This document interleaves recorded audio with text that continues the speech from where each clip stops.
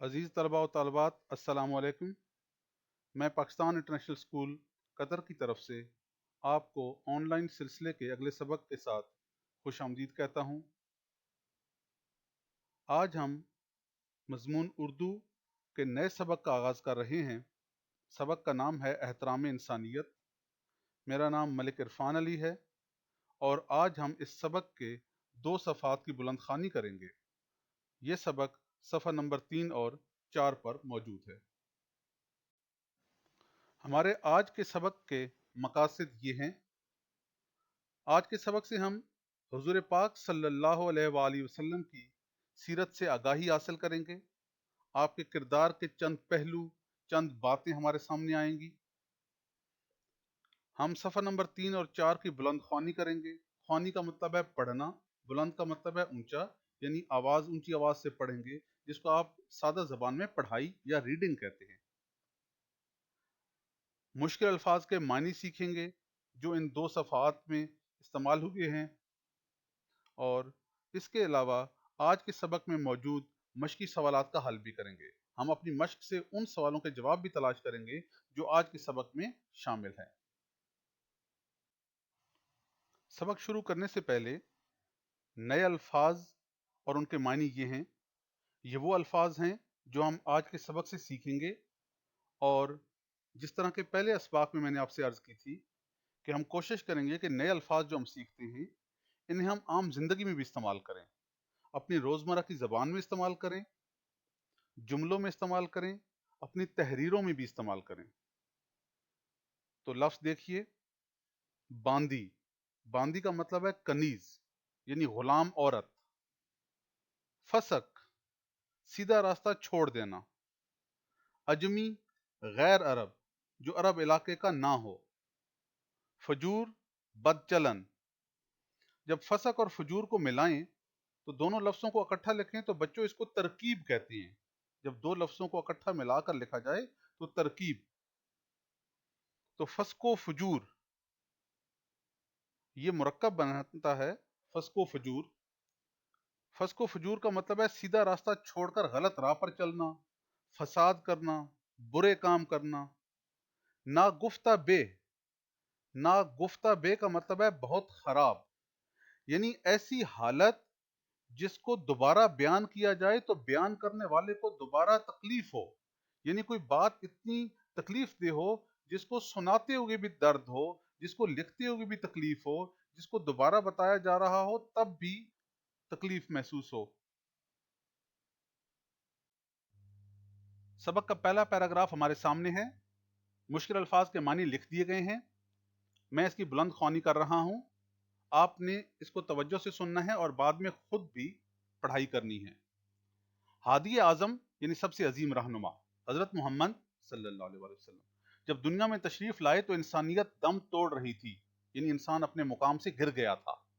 अरब मुआशरा फस्को फजूर का मरकज बना हुआ था, यानी झगड़े, फसाद, लड़ाइयों का। जुआ, शराब नोशी, दंगा फसाद रोज का मामूल था। शराब नोशी, शराब पीना, दंगा फसाद, झगड़ा करना, इनका रोज का काम था। अरब जहालत की इंतहा पर पहुंच गए थे, यानी बहुत जाहिल हो गए थे। औरतों की खरीदो फरोख्त आम थी। बदकिस्मती औरत का मुकद्दर समझी जाती थी, मुकद्दर किस्मत। लड़की के पैदा होते ही माँ बाप उसका गला घोंट देते, यानी उसको गला दबाकर मार देते या जिंदा दफन कर देते थे। अमीर और गरीब में एक हद फासिल थी, यानी अमीरों और गरीबों में बहुत फर्क आ गया था। अमीर लोग गरीबों से दूर रहते थे, उनसे कोई ताल्लुक नहीं रखते थे, जिसे गरीब कभी तोड़ने का तस्वर भी नहीं कर सकता था। अगर कभी किसी मामूली बात पर झगड़ा शुरू हो जाता तो ये जंग में बदल जाता था, यानी अरब के कबीलों में अगर एक कबीले के आदमी का दूसरे कबीले से किसी मामूली बात पर भी झगड़ा हो गया तो कबीलों की लड़ाइयां शुरू हो जाती थी। ये जंग 40-40 साल तक लड़ी जाती थी। जरूरी नहीं कि हर जंग 40 साल तक होती थी, यानी मिसाल के लिए कि बहुत सालों तक लड़ी जाती थी। और कुछ जंगें ऐसी भी हुई हैं जो कई कई साल तक, 40-40 साल तक लड़ी गई। किसी की इज्जत महफूज ना थी। खाना खुदा, खुदा का घर, खाना खुदा में बुतों की पूजा की जाती थी, यानी बुतों की इबादत होती थी। गर्जे के कोई बुराई ऐसी ना थी, यानी बात करने का मकसद यह है कि कोई बुराई ऐसी ना थी जो अरबों में ना हो। اشرف المخلوقات قرار دیے جانے والے، اشرف المخلوقات یعنی تمام مخلوقات سے بہتر، سب سے زیادہ عزت والے، یعنی انسان کو اشرف المخلوقات کہتے ہیں۔ انسانیت کے بلند و بالا اونچا بلند مقام سے پستی میں جا گریں تو قدرت جوش میں آ جاتی ہے، یعنی جب انسان کا حال خراب ہو جائے، انسان اپنے مقام سے گر جائے تو اللہ تعالیٰ پھر اس کی ہدایت کا سامان کرتا ہے، اللہ تعالیٰ ان کی ہدایت کے لیے نبی کو بھیجتا ہے۔ گرتے ہوئوں کو سنبھالا دیتی ہے، بگڑے ہوئوں کو سنوارتی ہے، درست کرتی ہے، بگڑے ہوئے جو خراب ہو گئے ہیں۔ چنانچہ عربوں پر نظر کرم ہوئی، یعنی اللہ تعالیٰ نے ان پر کرم کیا، مہربانی کی، اور ان کی اصلاح کے مقصد سے حضرت محمد صلی اللہ علیہ وسلم کو چن لیا گیا، یعنی آپ کو چن لیا، آپ کو بھیجا گیا۔ آپ کی آمد نے عرب کی کایا پلٹ کر رکھ دی، یعنی ساری حالت ہی بدل دی، کایا پلٹنا، حالت بدلنا۔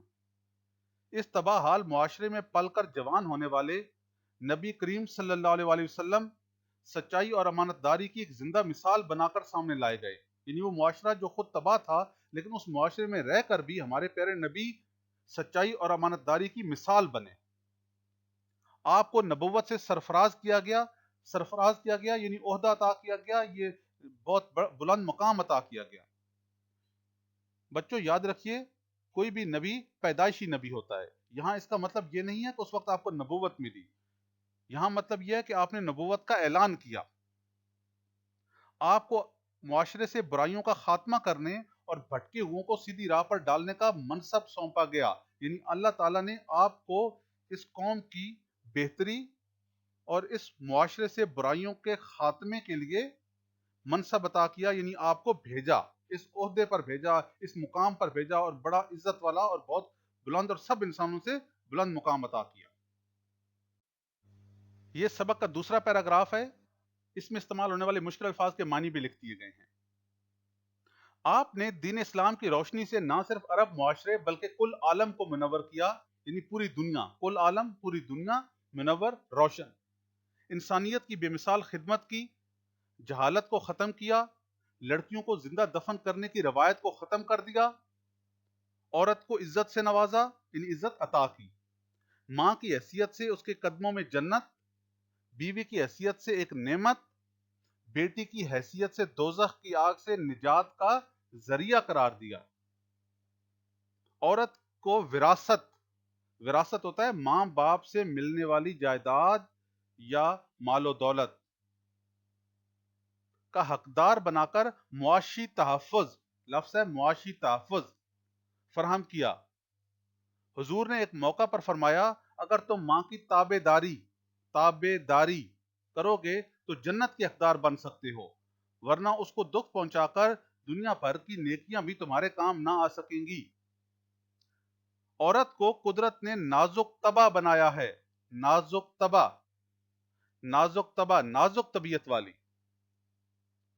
اس لیے اس کے ساتھ شفقت اور محبت کا برتاؤ کرنا لازمی ٹھہرایا گیا ہے، یعنی ضروری قرار دیا گیا ہے، یعنی اس کے ساتھ محبت اور شفقت کا برتاؤ یعنی سلوک کیا جائے۔ ایک سفر کے دوران اونٹ پر خواتین سوار تھیں، ایک صحابی اونٹ کو تیز دوڑانے لگے، آپ صلی اللہ علیہ وسلم نے فرمایا، دیکھنا نازک آبگینے ٹوٹ نہ جائیں۔ آبگینہ شیشے کا گلاس، شیشے کا برتن جو نازک شیشے سے بنا ہوا ہو۔ آپ صلی اللہ علیہ وسلم کی تعلیمات نے عورتوں کے بارے میں مجموعی رویہ تبدیل کر دیا۔ آج کل عالم میں یعنی پوری دنیا میں عورت کو عزت اور حقوق کا چرچا ہے۔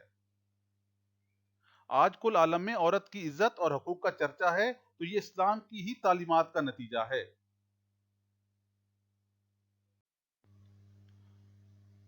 یہ سبق کا تیسرا پیراگراف ہے اور آج کے سبق کا آخری۔ اس طرح ہمارا آدھا سبق آج مکمل ہو جائے گا۔ اس کے مشکل الفاظ کے معنی بھی لکھ دیے گئے ہیں، آپ پیراگراف سنیے۔ آپ کی محبت اور شفقت کا خصوصی سلوک انسانوں کے اس طبقے سے تھا جو کمزور تھے اور جبر کا شکار تھے، ظلم۔ یہ وہ وقت تھا جب انسان بھیڑ بکریوں کی طرح بکتے تھے، یعنی غریبوں کا، کمزوروں کا کوئی پوچھنے والا نہیں تھا۔ لوگ غلاموں کو خریدتے تھے، بیچتے تھے، جانوروں کی طرح۔ غلاموں اور باندیوں کی حالت ناگفتہ بے تھی، یعنی بیان نہیں کی جا سکتی، ایسی حالت تھی۔ باندی غلام عورت،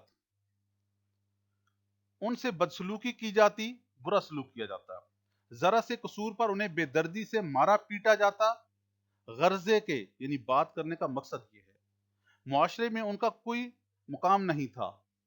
آپ صلی اللہ علیہ وآلہ وسلم نے غلاموں کو معاشرے میں ایک بہتر مقام دلایا۔ آپ کی ملکیت میں جو غلام آتے، آپ صلی اللہ علیہ وآلہ وسلم انہیں آزاد کر دیتے۔ یہ آپ کی شفقت اور رحمت کی تاثیر تھی، اثر تھا، آپ کی رحمت کا اثر تھا کہ وہ آزاد ہونے کے بعد بھی آپ کی خدمت گزاری کو ہی اپنے لیے باعث عزت سمجھتے تھے۔ باعث عزت کی وجہ یعنی آپ غلاموں سے اتنا بہتر سلوک کرتے، ایسی محبت کا رویہ رکھتے کہ جب غلاموں کو آزاد کیا جاتا تو وہ غلام کہتے کہ ہم نے اپنے گھروں کو واپس نہیں جانا ہے، بلکہ ہم نے آپ کی خدمت میں ہی رہنا ہے۔ حضرت زید بن حارثہ رضی اللہ تعالیٰ عنہ ایک غلام تھے، آزاد ہو گئے تو ان کے والد انہیں واپس گھر لے جانے کے لیے آئے۔ آپ صلی اللہ علیہ وآلہ وسلم نے حضرت زید بن حارثہ کو اختیار دے دیا کہ وہ جس کے ساتھ چاہیں چلے جائیں۔ حضرت زید بن حارثہ نے اپنے والد کے ساتھ جانے سے انکار کر دیا اور آپ صلی اللہ علیہ وآلہ وسلم کے ساتھ رہنے کو ترجیح دی، اولیت دی، برتری دی، یعنی میں آپ کے ساتھ ہی رہوں گا، یہ فرمایا حضرت زید بن حارثہ نے۔ عزیز طلبہ و طالبات، ہماری مشق کے اندر 6 مختصر سوالات موجود ہیں۔ ان میں سے پہلے 3 سوالات کے جوابات ہمارے آج کے سبق میں شامل ہیں۔ ہم نے ان سوالات کو بھی آج کے سبق کا حصہ بنایا ہے۔ اس سلسلے کا پہلا سوال ہے، نبی صلی اللہ علیہ وآلہ وسلم کی پیدائش کے وقت معاشرہ کن برائیوں کا شکار تھا؟ ہم نے جو پہلا پیراگراف پڑھا ہے اس کے اندر اس کا جواب موجود ہے۔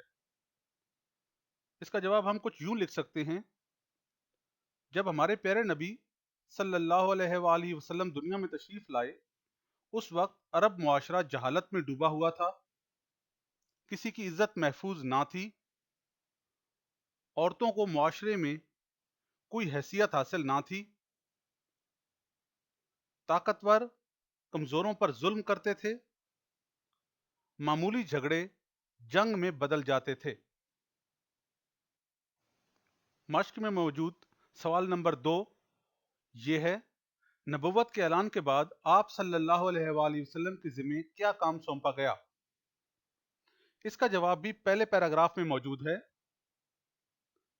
ہم اپنے الفاظ میں جواب کو کچھ یوں لکھ سکتے ہیں، حضور صلی اللہ علیہ وآلہ وسلم کو معاشرے سے برائیوں کے خاتمے، بھٹکے ہوئوں کو سیدھی راہ پر ڈالنے اور سب سے بڑھ کر انسانیت تک توحید کا پیغام پہنچانے کا کام سونپا گیا۔ سوال نمبر 3، انسان کو کیا لقب دیا گیا؟ اس کا جواب بھی پہلے پیراگراف میں موجود ہے۔ انسان کو اشرف المخلوقات کا لقب دیا گیا۔ اشرف کا مطلب ہے عزت دار، اور مخلوقات مخلوق کی جمع ہے، یعنی انسان کو تمام مخلوقات میں سب سے زیادہ عزت والا بنایا گیا۔ اس کے ساتھ ہی آج کا سبق اپنے اختتام کو پہنچتا ہے۔ بچوں، آج کے سبق کی پڑھائی آپ نے ضرور کرنی ہے۔ زوم کلاس میں اساتذہ آپ سے یہ سبق سنیں گے۔ جو مختصر سوالات بتائے گئے ہیں ان کے جوابات اپنے نوٹ بک میں لکھنے ہیں، یہ آپ کو الگ سے بھی بھیج دیے جائیں گے۔ اس کے علاوہ آج کے سبق کے حوالے سے ورک شیٹ بھی مکمل کرنی ہے۔